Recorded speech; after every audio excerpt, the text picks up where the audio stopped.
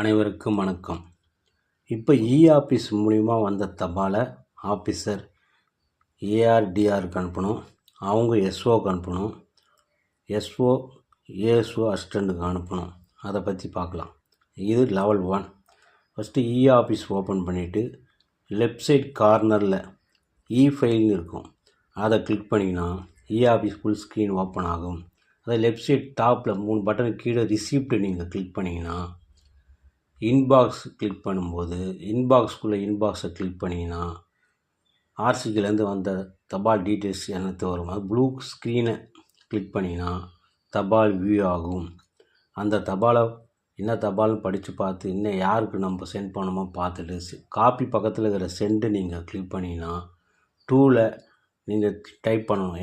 யாருக்கு நம்ம அனுப்ப போகிறோமோ அவங்க நேமை வந்து டைப் பண்ணும்போது நேம் டெசிக்னேஷன் எல்லாம் வியூ ஆகும். யாருக்கு நம்ம அனுப்புமோ அவங்கள நேமை செலக்ட் பண்ணிவிட்டு ரிமார்க்ஸில் தபாலுடைய டீட்டெயில்ஸ் டைப் பண்ணிவிட்டு லெஃப்ட் சைடு கார்னரில் சென்ட் நீங்கள் கிளிக் பண்ணால் தபால் அசிஸ்டண்ட்டுக்கு போய் சேர்ந்துவிடும். நன்றி, வணக்கம்.